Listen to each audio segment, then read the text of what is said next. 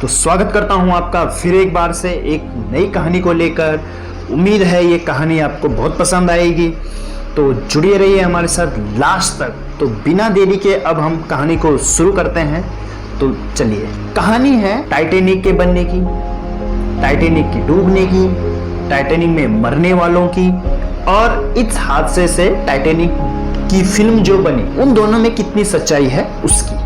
आपने Titanic film तो देखी होगी। इस फिल्म को 11 ऑस्कर अवार्ड भी मिले।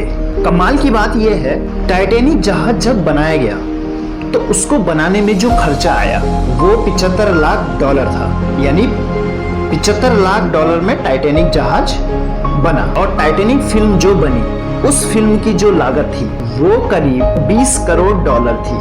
तो $75 लाख में टाइटैनिक जहाज बना और जो फिल्म बनी वो $20 करोड़ में बनी। अब टाइटैनिक की पूरी कहानी क्या है? टाइटैनिक का हादसा कैसे हुआ? क्या अगर कैप्टन इस जहाज को 30 सेकंड पहले उन्हें जानकारी मिल जाती, वो खतरे को भांप लेते, तो 1500 से ज्यादा लोगों की जान बच सकती थी क्या? क्या जान बचाने में अमीरी और गरीबी का भेदभाव किया गया? तो ये सवाल टाइटैनिक के साथ जुड़ी है। और भी बहुत सारे सवाल हैं, कोशिश करूंगा आपको थोड़ा सा डिटेल में बताने की। दरअसल टाइटैनिक जहाज बनाने का ख्याल उस वक्त इसलिए आया कि दुनिया में एक पानी में सबसे तेज चलने वाला एक जहाज बनाना था जिसकी गति बहुत ज्यादा हो, जहाज आलीशान हो, पानी में चलता फिरता, एक 5 सितारा होटल हो, हर आराम हर आलीशान जहाज में मौजूद कराया जाए। और इसी को सोचकर बेलफास्ट आइलैंड में है, यहाँ पर हारलैंड इन्वॉल्व 2 शिपयार्ड हैं जहाँ पर टाइटैनिक बनने का काम शुरू किया गया। ये जब बनने का काम शुरू किया गया, करीब 3000 लोगों की एक टीम थी जिसने टाइटैनिक जहाज को बनाना था। करीब 2.25 साल लगे थे टाइटैनिक जहाज को बनाने में। जहाज को बनाने के दौरान कई चीजें हुई। 2 लोगों की जान चली गई काम करते हुए, करीब 250 लोग घायल हुए अलग अलग हादसों में इसको बनाते समय। लेकिन तमाम कोशिश के बावजूद $75 लाख खर्च करने के बाद 31 मई 1911 टाइटैनिक बनकर तैयार हो गया पूरी तरीके से। और इसके बाद पानी में इसका ट्रायल शुरू हुआ और फिर यह तय किया गया कि टाइटैनिक का पहला सफर कहां से कहां तक होगा। फिर वो सफर भी फाइनल हुआ कि अगले साल, मतलब कि 31 मई 1911 को ये बना था, तो अप्रैल 1912 यानी कि 1 साल बाद तो इस टाइटैनिक जहाज का जो पहला सफर शुरू होगा, जो इंग्लैंड से होकर न्यूयॉर्क के लिए होगा। टाइटैनिक जहाज जिस आलीशान तरीके से बनाया गया था, इसमें स्विमिंग पूल से लेकर तमाम चीजें और बार, कसिनो सब कुछ था। और इसको 3 क्लासों में भी बांटा गया, फर्स्ट क्लास, सेकंड क्लास और थर्ड क्लास। इस टाइटैनिक जहाज को बनाने के लिए पूरी तैयारी की गई थी। तब ये तय हुआ था कि 3547 लोग, मतलब क्रू मेंबर और मुसाफिर एक साथ बैठ सकते हैं। और इस जहाज जो कि एक बहुत विशाल था, इसके कुछ आंकड़े हैं। तो ये क्या है ये मैं आपको बताता हूँ। करीब 63,000 लीटर पीने का पानी रखा जा सकता था, 40 टन आलू, 1600 किलो प्याज, 40,000 क्रेट अंडे और जरूरत की सारी चीजें जो भी थी वो सब इस जहाज में एक साथ रखा जा सकता था। उस वक्त ये सबसे तेज चलने वाला जहाज था और इसकी जो गति थी वो थी 43 किलोमीटर पर आवर। इससे पहले जो रिकॉर्ड था वो 35 से 36 किलोमीटर पर आवर था। तो टाइटैनिक की जो पहली शुरुआत की गई थी और इसी न्यूयॉर्क पहुंचना था। 7 दिन के अंदर अंदर न्यूयॉर्क का सफर पूरा होना था। इस टाइटैनिक को लेकर इस टाइटैनिक की और खास चीजें थी। वो 1 सितंबर 1985 टाइटैनिक हादसे के करीब 73 साल बाद इसके कुछ मलबे मिले और कहते हैं कि टाइटैनिक के डूबने से इंग्लैंड के इकोनॉमी में भी बहुत असर पड़ा, क्योंकि उस जहाज में इंग्लैंड के बहुत से अमीर लोग सवार थे। टाइटैनिक का जिस तरीके से प्रचार किया गया और चर्चा हुई तो सबसे पहले इसमें हर कोई सफर करना चाहता था। तो कहते हैं कि इंग्लैंड के सबसे अमीर लोगों की मौत हुई, तो उनकी वजह से उनके इकोनॉमी में बहुत असर पड़ा था। तो जिस जगह टाइटैनिक डूबा था वहां पे जो पानी का टेम्परेचर था वो -2 डिग्री था, यानी कि -2 डिग्री था। मतलब अगर उस पानी में कोई इंसान गिरे तो वो मैक्सिमम 15 से 20 मिनट तक ही जिंदा रह सकता है, उसके बाद उसकी मौत होनी तय है। ये कुछ आंकड़े टाइटैनिक को लेकर थे। तो अब आते हैं असली कहानी पर। 10 अप्रैल 1912 पहली बार टाइटैनिक अपने सफर पर निकला था और ये इसकी पहली यात्रा थी, और हालांकि ये भी था कि ये इसकी आखिरी यात्रा भी साबित हुई। टाइटैनिक को अपनी पहली यात्रा के दौरान जब इस सफर का आगाज हुआ तो ये ब्रिटेन से न्यूयॉर्क जा रहा था अमेरिका, और इसका रूट पहले से तय था। टाइटैनिक इंग्लैंड के साउथहैम्पटन से अपने सफर का आगाज करता है और फिर इसे फ्रांस के चैरवन में पहली बार एक स्टॉपेज था वहां रुकना था, और उसके बाद आयरलैंड के क्वींसडाउन में रुकना था। तो साउथहैम्पटन से निकलने के बाद फ्रांस और आयरलैंड उस जगह पर उसका होल था, और उसका जो तीसरा स्टॉपेज था वो सीधे सीधे न्यूयॉर्क था, और वहीं पे न्यूयॉर्क में इसको 17 अप्रैल 1912 सुबह सुबह वहां के बंदरगाह पर इसे पहुंचना था। मतलब साउथहैम्पटन इंग्लैंड से चलने के 7 दिन के अंदर अंदर टाइटैनिक को अमेरिका पहुंचना था, न्यूयॉर्क। जब इस सफर की शुरुआत हुई तो करीब 5300 मुसाफिर क्रू मेंबर इसमें बैठ सकते थे, लेकिन जो इसमें पहली बुकिंग थी उसमें कुल 2222 लोग सवार थे, जिसमें 1314 पैसेंजर और 908 क्रू मेंबर थे। तो सफर का आगाज शुरू होता है। पहला दिन अच्छा बीतता है, दूसरा दिन भी अच्छा बीतता है, और तीसरा दिन भी अच्छा बीतता है, और मौसम भी अच्छा था, और टाइटैनिक को जिस हिसाब से बनाया गया वो भी सही था। हालांकि उस समय प्रचार भी किया गया कि टाइटैनिक सबसे सुरक्षित जहाज है और इसमें कोई हादसा नहीं हो सकता। तो चौथा दिन जब आता है 10 अप्रैल 1912 को टाइटैनिक साउथहैम्पटन से निकला, और अब 14 अप्रैल 1912 आ गया था, यानी 4 दिन हो गए थे। 4 दिन बीतने के बाद जब टाइटैनिक न्यू फाउंडलैंड के पास पहुंचा, रात के करीब 11:40 हो रहे थे, और तभी वो समंदर में एक आइसबर्ग से टकरा गया, और इस बात की चेतावनी कैप्टन को थी। तो वहां 6 आइसबर्ग होने की चेतावनी दी गई थी कैप्टन को कि जिस रूट पे हम जा रहे हैं उस पर 6 आइसबर्ग मिल सकते हैं। लेकिन कैप्टन को यह लगा था कि जिस तरीके से ये हिमखंड या आइसबर्ग आएगा तब तक जहाज का डायरेक्शन बदल जाएगा और इसे घुमा देगा और सब कुछ ठीक ठाक होगा और इसमें कोई खतरे की बात नहीं है। लेकिन ये अंदाजा गलत निकला और 11:40 पर ऐसे ही जहाज का अगला हिस्सा टकरा जाता है। टक्कर बड़ी खतरनाक थी और बहुत जोरदार थी।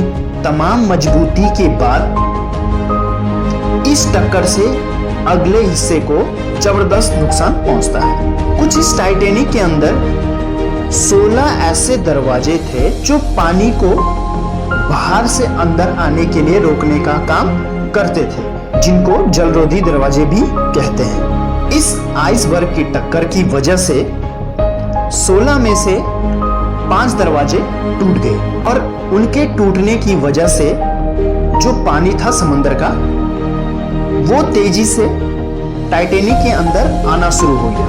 तब तक कैप्टन और बाकी जो लोग हैं उनको ये एहसास हो गया था कि हादसा हो चुका है और पानी आ रहा है और 5-5 दरवाजों से आ रहा है और तेजी से भी आ रहा है, तो कुछ भी हो सकता है। अगले 2 घंटे 40 मिनट तक तमाम कोशिश के बावजूद ये दरवाजे बंद नहीं किए गए और पानी टाइटेनिक के अंदर घुस गया। -2 डिग्री बाहर में तापमान, पानी बेहद ठंडा, और अचानक रात 11:40 में ये सब कुछ हुआ। बहुत सारे लोग नींद में भी थे, अफरा तफरी मच चुकी थी। अब इस अफरा तफरी के बावजूद लोगों की जान बचाई जा सकती थी, क्योंकि वहां पर लाइफ बोट भी था। ये लाइफ बोट टाइटेनिक के अंदर रखा गया था। लेकिन यहीं पर अब बहुत सारे सवाल उठे हैं। लाइफ बोट जो था वो फर्स्ट क्लास के ज्यादा करीब रखा गया था। अब फर्स्ट क्लास और उनके टिकटों की कीमत बहुत ज्यादा थी। उसके बाद सेकंड क्लास और उसके बाद थर्ड क्लास। अब जो थर्ड क्लास के लोग थे वो बेहतर जिंदगी के लिए अमेरिका जा रहे थे और बहुत ही ज्यादा अमीर नहीं थे। तो अब लाइफ बोट के जरिए लोगों को बचाने की कवायद शुरू हो गई। लेकिन जिस हिसाब से इसमें मुसाफिर सवार थे, कुल 2222 क्रू मेंबर समेत, लाइफ बोट उतनी तादाद में नहीं थी। इस टाइटेनिक में उस दिन कायदे से लोगों की गिनती देख 60 लाइफ बोट होने चाहिए थे, यानी कि 60 लाइफ बोट होने चाहिए थे, लेकिन थे सिर्फ 20। अब ये तय हुआ कि जो महिलाएं और बच्चे हैं सबसे पहले उनको लाइफ बोट से निकाला जाए। अब बीच में ये भी हो गया कि जो अमीर लोग थे उसमें बहुत सारे वो थे कि हमने ज्यादा पैसा दिया है तो हमें सबसे पहले बचाया जाए। इस चक्कर में और पानी तेजी से टाइटेनिक के अंदर घुस रहा था, तो निकालने की कवायद शुरू हुई। तो बहुत सारे लोग लालच में और अपनी जान बचाने के लिए, जैसे एक लाइफ बोट में अगर 67 लोग बैठ सकते हैं तो उसमें 15-15, 20-20 लोग बैठ के निकल गए, यानी उसमें 30 से 40 लोग और बिठा सकते थे। लेकिन ऐसा नहीं हुआ। उनको लगा था कि जान चली जाएगी, अफरा तफरी का आलम था, और इस तरीके से जो लाइफ बोट था उसका पूरी तरह से इस्तेमाल नहीं हुआ। और यही वजह है कि वक्त बीतता गया और इन 2222 लोगों में से करीब 1500 से ज्यादा लोगों की जान चली गई, और सिर्फ इसमें 706 लोगों की जान बचाई जा सकी। मरने वाले लोगों में सिर्फ 340 लोगों की ही लाशें मिल पाई, बाकी की लाशें भी नहीं मिली। इस जहाज में डूबने वालों में सबसे ज्यादा जो थे वो पुरुष थे। उसकी वजह यह भी है कि पहले तय हुआ था कि पहले महिलाएं और बच्चे जाएंगे, तो ये उसकी सबसे बड़ी वजह हो सकती है। लेकिन इस जान बचाने और मरने के बीच में अमीरी और गरीबी यहाँ भी काम कर गई, क्योंकि फर्स्ट क्लास में जो लोग सवार थे उनमें से 60% लोग बचाए गए, और सेकंड क्लास में जो लोग सवार थे उनमें से 42% लोग बचाए गए, और थर्ड क्लास के जो लोग थे उनमें सिर्फ 32% की जान बचाई गई। यानी कि हर 100 आदमी में से थर्ड क्लास में, मतलब कि अगर 100 लोग हैं तो उनमें से 75 लोगों की जान चली गई। और सबसे ज्यादा मरने वालों की संख्या वो थर्ड क्लास में ही थी, क्योंकि उन्हें लाइफ बोट सबसे लास्ट में दी गई, और ये भी कहा गया कि उन्हें लाइफ बोट दी ही नहीं, उनको बंद कर दिया गया, ताकि जो लाइफ बोट है वो बाकी लोगों के काम आ सके। इन लोगों को बाद में लाइफ बोट दी जाएगी। और यही वजह है कि थर्ड क्लास के लोगों की सबसे ज्यादा मौत हुई। अब यहाँ पे दो चीजें थी। एक ये था कि जो जहाज के कैप्टन थे एडवर्ड स्मिथ, इन्हें मालूम था कि 6 आइसबर्ग इस तरह का खतरा है और खतरा टाला जा सकता था, और कहते हैं एक्सपर्ट कि खतरा टल सकता था अगर टाइटेनिक की स्पीड कम होती। वो बहुत ज्यादा थी, और उसकी वजह ये थी कि जो इस जहाज के मालिक या ऑनर थे वो कैप्टन एडवर्ड को ये कह रहे थे कि तुम जहाज तेज चलाओ। शायद वो रिकॉर्ड भी बनाना चाहते थे इंग्लैंड से न्यूयॉर्क सबसे कम वक्त में पहुंचने का। लेकिन ये भी कहा जाता है कि एक इल्जाम है कि कैप्टन को खुद मालिक ने तेज चलाने को कहा था, और यही वजह है कि जब आइसबर्ग का पता चला उस वक्त जहाज को मोड़ा जाना था और मोड़ा भी गया, लेकिन अगर गति कम होती तो जल्दी मुड़ जाता, लेकिन गति ज्यादा थी।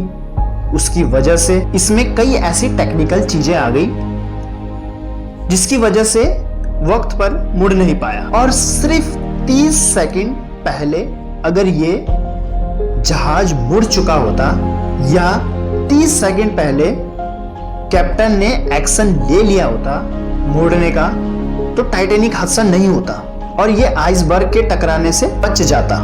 लेकिन सिर्फ 30 सेकंड की वजह से यह हादसा हुआ, और इसलिए यह हादसा हुआ कि इसमें और भी चीजें जो एक्सपर्ट की है वो ये है कि जो कैप्टन थे उन्हें 6 आइसबर्ग के बारे में सब कहा गया और उस रूट पर कहा गया, तो उस वक्त उन्होंने बहुत हल्के में लिया था और उनका ये अपना ये मानना था कि टाइटैनिक इस आइसबर्ग के टकराने से उसको बहुत नुकसान नहीं होगा और ये आगे बढ़ जाएगा। और यही वजह है कि उन्होंने इसकी सीरियसनेस को सीरियस नहीं लिया और 30 सेकंड की वजह से यह हादसा हो गया।